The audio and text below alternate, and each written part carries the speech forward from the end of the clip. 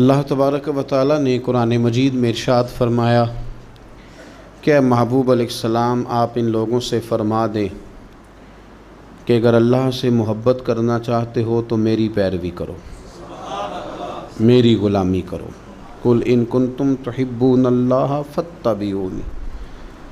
آپ فرما دیں کہ اگر اللہ سے محبت کرنا چاہتے ہو تو میری پیروی کرو، یحببکم اللہ، اللہ تمہیں اپنا محبوب بنا لے گا۔